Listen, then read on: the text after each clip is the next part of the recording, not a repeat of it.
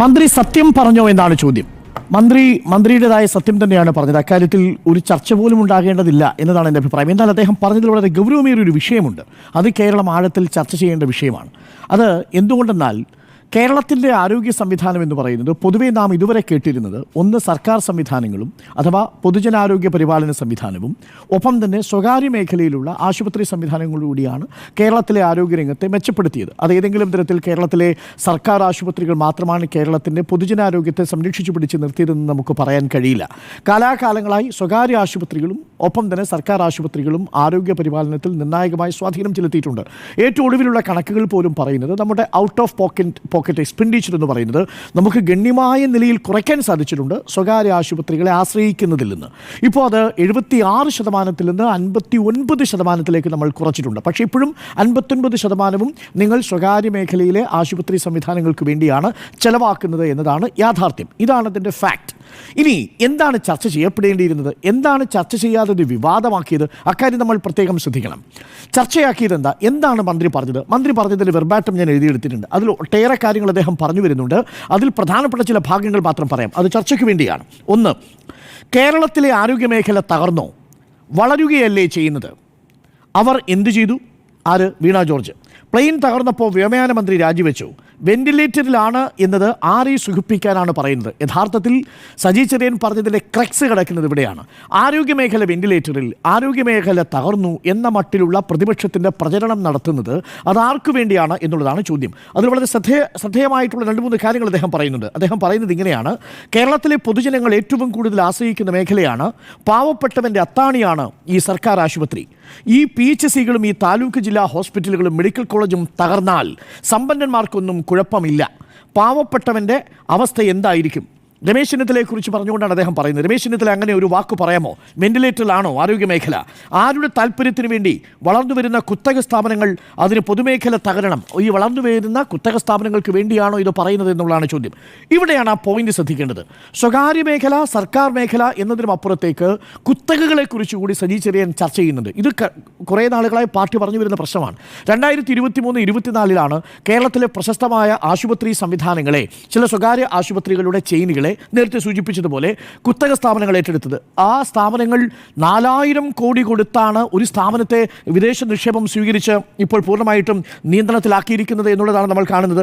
Black സ്റ്റോണിൻ്റെ quality care India limited എന്ന് പറയുന്ന അവരുടെ സബ്സിഡിയറി യൂണിറ്റ് കിംസിൻ്റെ എല്ലാ ഹോസ്പിറ്റലുകളെയും വാങ്ങിയിരിക്കുന്നത്, അവരുടെ 75% അവർ വാങ്ങിയിരിക്കുന്നത് എനിക്ക് തോന്നുന്നു അറൗണ്ട് 4000 crore ഉപയോഗിച്ചുകൊണ്ടാണ്. ഇതെങ്ങനെയാണ് അവർ മാർക്കറ്റിൽ നിന്ന് നിക്ഷേപിക്കാൻ പോകുന്നത്? അപ്പോൾ ബ്ലാക്ക് സ്റ്റോൺ എന്ന് പറയുന്ന ഒരു company, quality care India limited എന്ന് പറയുന്നത് സബ്സിഡിയറി കമ്പനി, ഇതൊക്കെ അമേരിക്കയിൽ നിക്ഷേപമുള്ള വൻകിട കുത്തക കമ്പനികൾ എന്തിനാണ് കേരളത്തിൽ വന്ന് കിംസ് പോലെ അതല്ലെങ്കിൽ ബേബി മെമ്മോറിയൽ പോലെയുള്ള ഹോസ്പിറ്റലുകൾ വിലയ്ക്ക് വാങ്ങുന്നത്? ഒറ്റ ഉത്തരവേ ഉള്ളൂ. എന്തുകൊണ്ടാണ് അവർ മറ്റ് സംസ്ഥാനങ്ങളിൽ പോയി ഇത് വിലയ്ക്ക് വാങ്ങാത്തത്?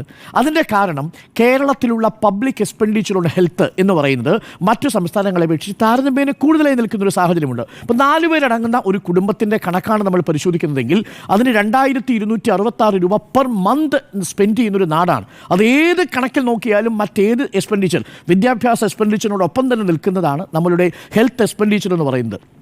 4 പേരുള്ളൊരു ന്യൂക്ലിയർ ഫാമിലി സംബന്ധിച്ച് നമ്മൾ മാസം 2266 രൂപ, ഇതെല്ലാം കൃത്യമായി മാർക്കറ്റിൽ സ്റ്റഡി ചെയ്തിട്ടാണ് ഈ അന്തർദേശീയ സ്ഥാപനങ്ങൾ ഇവിടേക്ക് മുതൽ മുടക്കിനായിട്ട് വരുന്നത്. എന്താണ് അവരുടെ ഉദ്ദേശം? കേരളത്തെ പൊതുജനാരോഗ്യ സംവിധാനത്തെ അങ്ങ് മെച്ചപ്പെടുത്തി കളയാം എന്നുള്ളതാണോ? അല്ല. 4200 ഒഴിവുകൾ വരാൻ പോവുകയാണ്. ഏറ്റവും മികച്ച ഡോക്ടർമാരെ ഏറ്റവും മികച്ച സാങ്കേതിക വിദ്യയോടുകൂടി ആ മേഖലയിൽ കൊടുക്കുന്നു. ഞാനിതിനെ പൂർണ്ണമായും തള്ളിക്കളയുകയല്ല. കാരണം എന്തെന്ന് വെച്ചാൽ കേരളത്തിൻ്റെ പൊതുജനാരോഗ്യ സംവിധാനം 3 തരത്തിലാണല്ലോ ഏതൊരു സമൂഹത്തിൻ്റെയും ആരോഗ്യ സംവിധാനത്തെ നമ്മൾ മെഷർ ചെയ്യേണ്ടത്. ഇവിടെയാണ് മന്ത്രി പറഞ്ഞതിലെ ക്രക്സ് കിടക്കുന്നത്. ഞാൻ മന്ത്രി പറഞ്ഞതിനോട് പൂർണ്ണമായും യോജിക്കുന്നതും ഇവിടെയാണ്.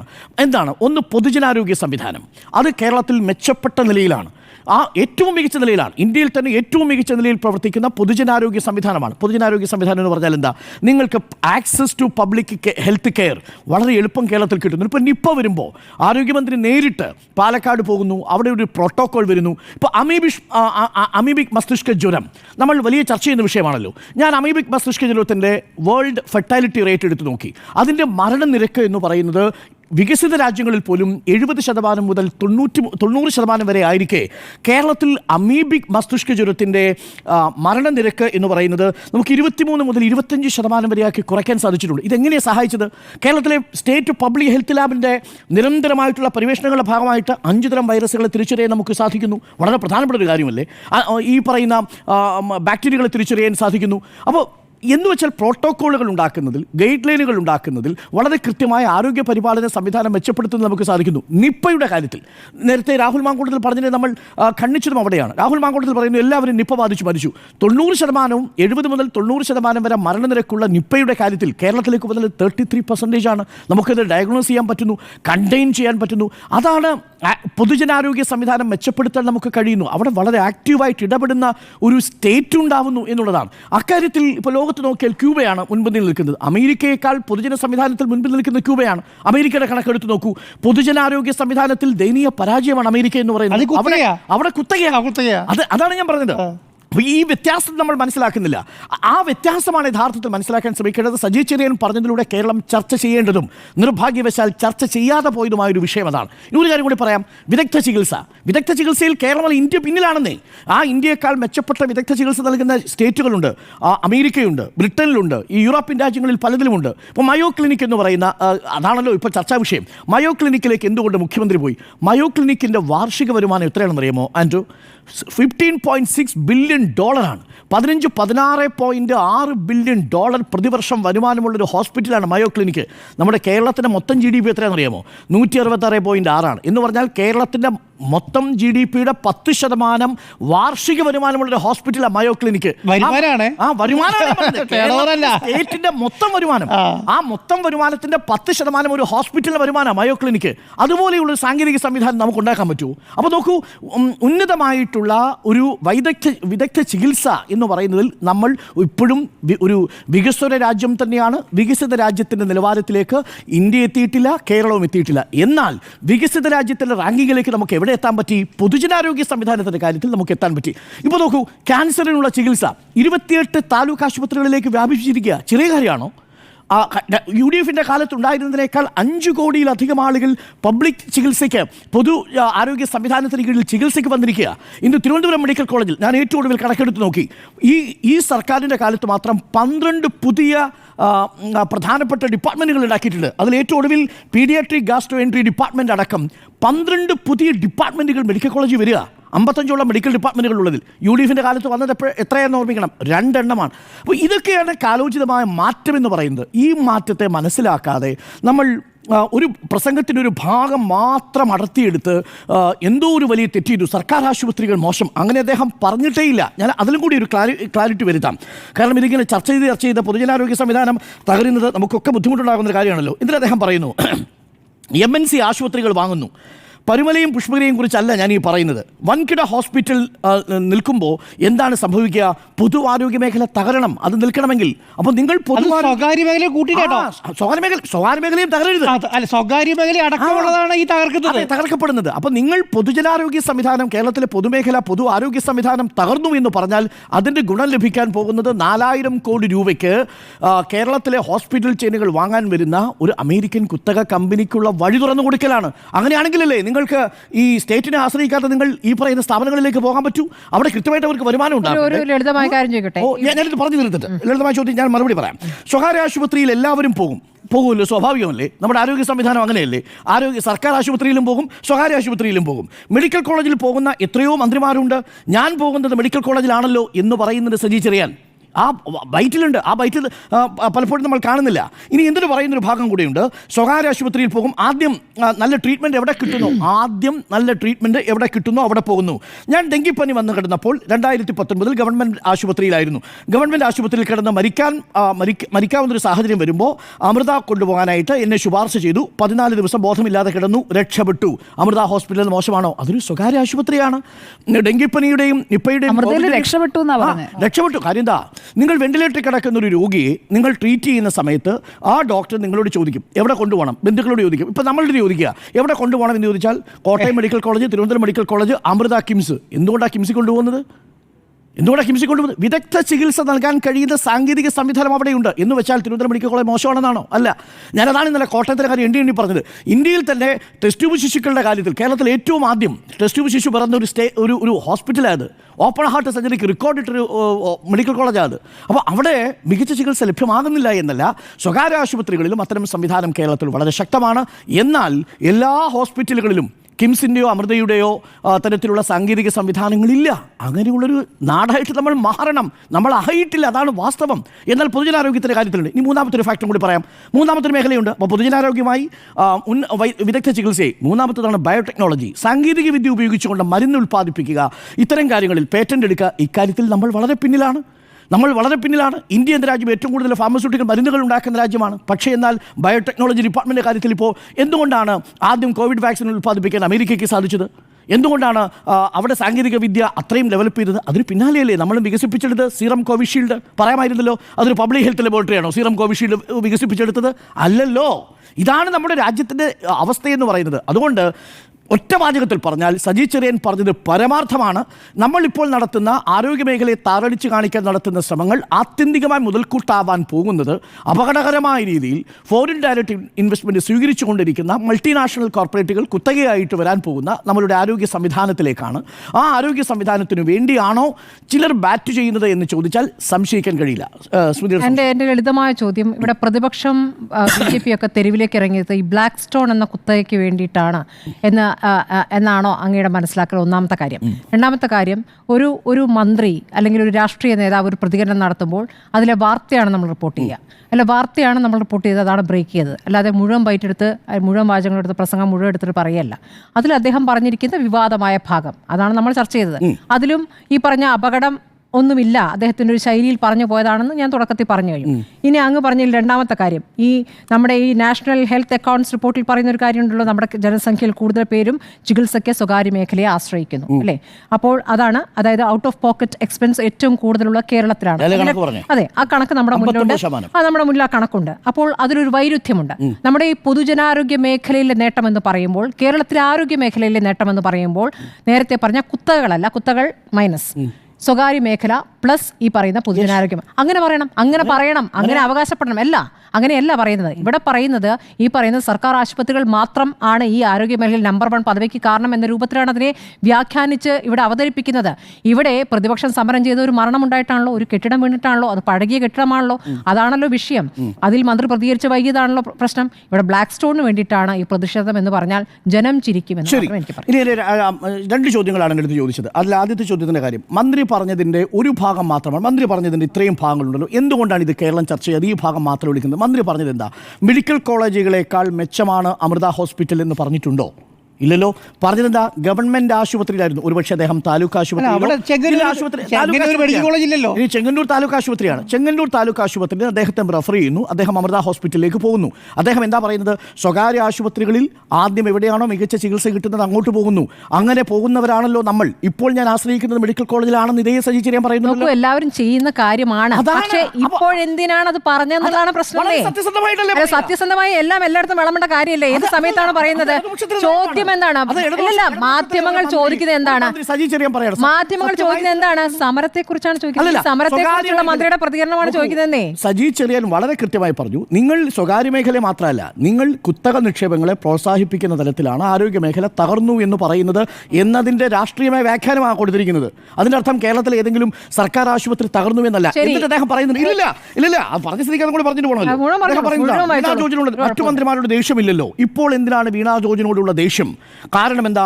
കോർപ്പറേറ്റുകൾക്ക് സൗകര്യം ചെയ്തു കൊടുക്കാൻ വേണ്ടി അറുത്തുമേടിക്കാൻ ആഹ്വാനം ചെയ്യുകയാണ് എന്നാണ് പറയുന്നത്. ഇതെന്താ നമ്മൾ കൊടുക്കാത്തത്? ഇതല്ലേ പറഞ്ഞതല്ലേ ക്രൈക്സ്? അല്ല, ഇതിലെ വാർത്തയായ ഭാഗം ആരോഗ്യ വകുപ്പിനെ തള്ളി സജി ചെറിയാൻ, അതാണ് വാർത്തയാക്കിയത്. അതിന് പിന്നിൽ ഒരു ദുരുദ്ദേശം. അതെ, ആ ദുരുദ്ദേശത്തിലാണ് ഞാൻ പറഞ്ഞു നോക്കൂ. അറുത്തുമേടിക്കാൻ ആഹ്വാനം ചെയ്യുകയാണ് എന്ന് സജി ചെറിയാൻ പറയുമ്പോൾ അത് പ്രതിപക്ഷത്തിനെതിരെയുള്ള ആരോപണമാണ്. എവിടെയാണ് ആഹ്വാനം ചെയ്തത്? വെന്റിലേറ്ററിലാണോ നമ്മുടെ പൊതു ആരോഗ്യ സംവിധാനം? അതങ്ങനെ പ്രതിപക്ഷത്തിന്റെ ഒരു വാചകത്തെ എടുത്തിട്ട് ഒരു മിനിറ്റ് ഞാൻ ഒരൊറ്റ കാര്യം ചോദിക്കുന്നില്ല. ഒരു മിനിറ്റ് ഞാൻ ചോദിക്കട്ടെ. ഇവിടെ ഒരു മരണം സംഭവിച്ചല്ലോ, ഇവിടെ ഒരു കെട്ടിടം തകർന്നു വീണല്ലോ. തകരാറായ നമ്മൾ കൊടുക്കുന്ന വാർത്തകളെ തന്നെ ഇങ്ങനെ നിഷേധിക്കാതിരിക്കും മെഡിക്കൽ കോളേജ് അല്ല, നമ്മൾ മെഡിക്കൽ കോളേജ് ആശുപത്രിയിലെ മുഴുവൻ അവസ്ഥയും ചൂണ്ടിക്കാണിച്ചുകൊണ്ട് സർക്കാർ ആശുപത്രിയിൽ എനിക്ക് സജി ചെറിയനോട് ഒരു തർക്കവും ഇല്ലെന്നേ. സജി ചെറിയനോട് താങ്കൾ ഇങ്ങനെ വ്യാഖ്യാനിച്ച് കൊണ്ടുവന്നതിനെ കുറിച്ചാണ് ചോദിക്കുന്നത്. അല്ലല്ല, ഇവിടെ ബ്ലാക്ക് സ്റ്റോണിന് വേണ്ടിയിട്ടാണ് പ്രതിപക്ഷം തെരുവിലിറങ്ങിയത്. ആളുകൾ ആയിക്കോട്ടെ, താങ്കൾ സംശയിച്ചോളൂ. ആ വാർത്ത നമ്മളല്ല ആദ്യം കൊടുക്കുന്നത്. ആ വാർത്ത വിവാദമാവുന്ന ഘട്ടത്തിലാണ് നമ്മളത് കൊടുക്കുന്നത്. അതിനുശേഷമാണ് സജി ചെറിയന്റെ ഫേസ്ബുക്ക് പോസ്റ്റ് വരുന്നത്. കാര്യം ആ വാർത്ത പ്രതികരിച്ചു.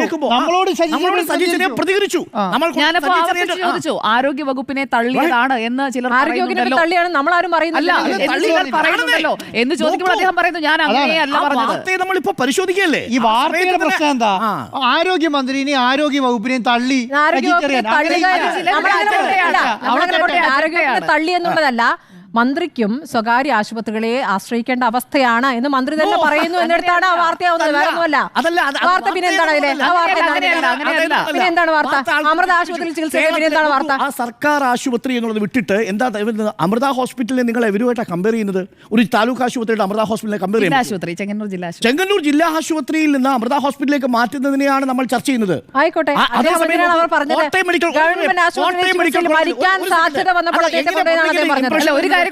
മെഡിക്കൽ കോളേജിലും തിരുവനന്തപുരം മെഡിക്കൽ കോളേജിലും കോഴിക്കോട് മെഡിക്കൽ കോളേജിലും ഈ സംവിധാനം നോക്കൂ. ഡെങ്കിപ്പനി വരുന്ന സമയത്ത്, നിപ്പ വരുന്ന സമയത്ത്, കോവിഡ് വരുന്ന സമയത്ത് എല്ലാവിധ മെഡിക്കൽ ഫെസിലിറ്റി നമ്മൾ ഉപയോഗിച്ചിട്ടുണ്ട്. അതിനെ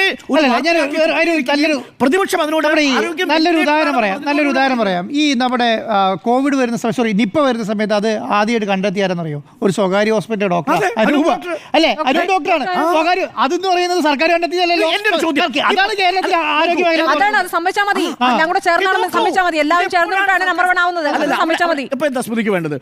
എനിക്ക് വേണ്ടത് എന്നൊന്നുമില്ല. ഞാൻ അങ്ങയോട് സംശയമാണ് ചോദിച്ചത്. അല്ല, അവിടെ ആ സംശയത്തിലാണ് മറുപടി വരുന്നത്. സ്വകാര്യ ആശുപത്രി സംവിധാനത്തെ കേരളത്തിലെ മെഡിക്കൽ സംവിധാനം എപ്പോഴെങ്കിലും ഗവൺമെന്റ് എപ്പോഴെങ്കിലും തള്ളി പറഞ്ഞിട്ടുണ്ടോ? അല്ല, ഗവൺമെന്റ് ഇപ്പോൾ തള്ളി പറഞ്ഞുകൊണ്ടിരിക്കുന്നത്. തള്ളി പറയല്ല, ഗവൺമെന്റ് ഇപ്പോൾ പറഞ്ഞിരിക്കുന്നത് ഗവൺമെന്റ് മേഖലയിലെ നേട്ടമാണ് മുഴുവൻ ഈ നമ്പർ 1 നേട്ടം എന്നാണ് പറഞ്ഞുകൊണ്ടിരിക്കുന്നത്. പൊതുജനാരോഗ്യ സംവിധാനത്തിൽ, ഇവിടുത്തെ ആരോഗ്യ സംവിധാനത്തിൽ, നിങ്ങളുടെ പ്രൈമറി ഹെൽത്ത് കെയർ ആക്സസിൽ, നിങ്ങളുടെ കോവിഡ് പ്രതിരോധ പ്രവർത്തനങ്ങളിൽ സ്വകാര്യ ആശുപത്രികളെക്കാൾ നിങ്ങളിങ്ങനെ ഓരോരോ ഉദാഹരണം ആയിക്കോട്ടെ. കോവിഡൊക്കെ വന്ന് കോവിഡിന്റെ കാര്യത്തിലൊക്കെ ഉള്ള കണക്കുകളൊക്കെ പിന്നീട് വന്നു. അതൊക്കെ പോട്ടെ, അതിൽ ചർച്ചയിലേക്ക് ഔട്ട് ഓഫ് പോക്കറ്റ് എക്സ്പെൻസ് എവിടെയാണ്? ഔട്ട് ഓഫ് പോക്കറ്റ് എക്സ്പെൻസ് അതവിടെ ഒന്ന് നിൽക്കുന്നത്. രണ്ടാമത്തെ ഡോക്ടർ ഹാരിസ് ചൂണ്ടിക്കാണിച്ച കാര്യം പറയട്ടെ. ഡോക്ടർ ഹാരിസ് ചൂണ്ടിക്കാണിച്ച കാര്യം, ഇപ്പോൾ ആരോഗ്യ മേഖല, ഈ പൊതുജനാരോഗ്യ മേഖലയെ ആശ്രയിക്കുന്നവർക്കും മെഡിക്കൽ കോളേജുകളെ ആശ്രയിക്കുന്നവർക്കും എന്താണ് സംഭവിക്കുന്നത്? ചികിത്സയ്ക്ക് എക്യുപ്മെന്റ്സ് വാങ്ങാൻ പണം പിരിച്ച് പുറത്തുനിന്ന് സാധനങ്ങൾ മേടിക്കേണ്ടി വരുന്നല്ലോ. അപ്പോൾ അവിടെയും പുറത്തേക്ക് പോവുകയാണല്ലോ മണി, അല്ലേ? അപ്പോൾ ഈ രണ്ടും കൂടെ ചേർത്ത് കൂട്ടി വേണം പരിശോധിക്കാൻ. ഈ പിഴവുകളൊക്കെ തിരുത്തിയാൽ മതിയെന്നേ. ഉടനെ അത് വേറെ ആരെയോ സഹായിക്കാനാണ്. ഔട്ട് ഓഫ് പോക്കറ്റ് എക്സ്പെൻഡിച്ചറിന്റെ കാര്യം പറഞ്ഞല്ലോ. 2012-13 76% ഒരാൾ 100 രൂപ മുടക്കിയാൽ ഒരാളുടെ 76 രൂപയും പോകുന്നത് സ്വകാര്യ ആശുപത്രിയിലേക്കായിരുന്നു. ഇപ്പം LDF സർക്കാരിൻ്റെ കാലത്ത് 100 രൂപയിൽ 59 രൂപ മാത്രമാണ് സ്വകാര്യ ആശുപത്രിയിലേക്ക് പോകുന്നത്. എന്തുകൊണ്ടാണ്? വെന്റിലേറ്ററിലായതുകൊണ്ടാണോ? ഞാൻ ഈ പ്രതിപക്ഷത്തിന്റെ വാചകം എടുത്ത് അതിൽ ചർച്ച ചെയ്യാനല്ല ഇരിക്കുന്നത്. ഞാൻ അതിന്റെ വക്താവും അല്ല. എന്നോട് ഞാൻ ventilator out of pocket expenditure ആണ് കൂടുതലാണല്ലോ. ഇതിവിടെ എവിടെ വന്ന് ഞാൻ എടുത്ത കണക്കാണോ അത്? താങ്കളും അത് പറഞ്ഞില്ലേ? അല്ല, ആ കണക്ക് അവിടെ നിൽക്കുമ്പോൾ doctor Arun out of pocket expenditure അവിടെ നടക്കുമ്പോൾ സ്വകാര്യ മേഖലയിൽ ഏറ്റവും കൂടുതൽ ചെലവഴിക്കുന്നത് കേരളത്തിലാണ് എന്നുള്ള കണക്ക് അവിടെ നിൽക്കുമ്പോൾ ഇല്ല, അത് പറയുമ്പോൾ സർക്കാർ ആശുപത്രികളുടേത് മാത്രമാണ് നേട്ടമെന്ന് പറയാൻ പറ്റില്ല എന്നാണ് പറയുന്നത്. ഇനി സ്വകാര്യ മേഖലയിലേക്ക് എല്ലാവർക്കും പോകാൻ പറ്റില്ല എന്നൊരു യാഥാർത്ഥ്യം കൂടിയുണ്ട്. അല്പം പണമുള്ളവർ അവിടെയാണ് ആശ്രയിക്കുന്നത്. അല്പമെങ്കിലും പണമുള്ളവർ അവിടെയാണ് ആശ്രയിക്കുന്നത് എന്നൊരു യാഥാർത്ഥ്യം അവിടെ നിൽക്കുകയാണ്. ഇപ്പോഴത്തെ ഒരു പ്രശ്നം എന്താ അറിയോ? ഇപ്പോഴത്തെ ഒരു പ്രശ്നം എന്ന് പറയുന്നത് കേരളത്തിലെ ആവറേജ് എന്ന് പറഞ്ഞാൽ 20,000 രൂപയ്ക്ക് മേലെ ശമ്പളം മേടിക്കുന്ന എല്ലാവർക്കും ആരോഗ്യ ഇൻഷുറൻസ് ഉണ്ട്. ഇപ്പോൾ എന്താ സംഭവിക്കുന്നത്? ഈ സ്വകാര്യ മേഖലയിൽ ഇത്ര എന്താ സംഭവം എന്നറിയോ? ഈ പറയുന്ന കുത്തകളൊക്കെ കേരളത്തിൽ വന്ന് ഹോസ്പിറ്റലിൽ മേടിക്കുന്നത് എന്തിനാണെന്നറിയോ? എല്ലാവരും ഇപ്പം ഞാൻ പറയാം, നിങ്ങളോട് ചോദിക്കും. ഞാൻ ഇന്നലെ അരുൺ സാറോട് നേരത്തെ സംസാരിക്കുകയായിരുന്നു. ഒറ്റ കാര്യമുള്ളൂ, എന്താണ്, നിങ്ങൾ ഒരു ഹോസ്പിറ്റലിൽ പോയി അഡ്മിറ്റായി, ഒരു റൂം എടുത്തു, അതിൻ്റെ അത് AC ഉള്ള റൂം, AC ഇല്ലാത്ത റൂം, അതായത് ബൈസ്റ്റാൻഡർക്ക് കിടക്കാൻ ബെഡുള്ള റൂം, ഇതിനൊക്കെ ഓരോ റൈറ്റാണ്. ഒരു മിനിറ്റ്, അത് കഴിഞ്ഞിട്ട് AC ഉള്ള റൂമും പിന്നെ ഒരു VIP റൂമും എടുത്താൽ എത്രയെന്നറിയോ? ഈ ചികിത്സാ എമൗണ്ട് മുഴുവൻ ഡബിൾ ആവും. എന്നിട്ട് എന്ത് ചെയ്യും? അത് ടോട്ടലി അതെങ്ങനെയാവുക? റൂമിന് വില കൂടി റൂമിന് വില കൂടാൻ പറ്റുള്ളൂ. അത് മുഴുവൻ കൊടുക്കും. അതെങ്ങനെ ആരാ കൊടുക്കുന്നത്? ഇൻഷുർ കമ്പനിയോട് ക്ലെയിം ചെയ്യും. തോതുമ്പോൾ എത്ര കോടിക്കണക്കിന് ടേൺ ഓവറാ. അപ്പോൾ അത്രയിലേക്ക് എത്തും. അപ്പോൾ ഇതെല്ലാം കൂടി പറയണ്ട. ഞാൻ പറയുന്നത് എന്തറിയോ, നിങ്ങളുടെ സാധാരണ നാട്ടിൽ ഒരു 25 അല്ലെങ്കിൽ 50 ബെഡുള്ള ഒരു സ്വകാര്യ ഹോസ്പിറ്റൽ എടുക്കുക. അവിടെ ഈ കുത്തക നടക്കുന്നുണ്ടോ? അവിടെ ഈ പറഞ്ഞ കൊള്ള നടക്കുന്നുണ്ടോ? എന്നാൽ നമുക്കിതൊക്കെ പറയാം. കൊള്ള നടക്കുന്നതെന്നറിയോ? 4,000 കോടിക്കും 3,500 കോടിക്കും 2,500 കോടിക്കും ബൈ ചെയ്തിട്ട് അവിടെയാണ് ഈ കൊള്ള നടക്കുന്നത്. അവിടുത്തെ വാർത്ത പുറത്തു വിട്ടിട്ടും കാര്യമില്ല എന്നാണ് ഞാൻ പറയുന്നത്. അവിടുത്തെ വാർത്ത പുറത്തു വിട്ടിട്ട് കാര്യമുണ്ടോ? പക്ഷേ എന്താണ്, ആരോഗ്യ മേഖല എന്ന് പറയുന്നത് സാധാരണക്കാരും ഈ പറഞ്ഞ ചെറുകിട ഹോസ്പിറ്റലുകളൊക്കെ ചേർന്ന ആരോഗ്യ മേഖലയാണ്. പക്ഷെ അതിനെ നമ്മൾ കുത്തക ഏതാണ്, സ്വകാര്യ മേഖല ഏതാണ് തിരിച്ചറിഞ്ഞ് പറഞ്ഞാൽ മതി. കറക്റ്റ്.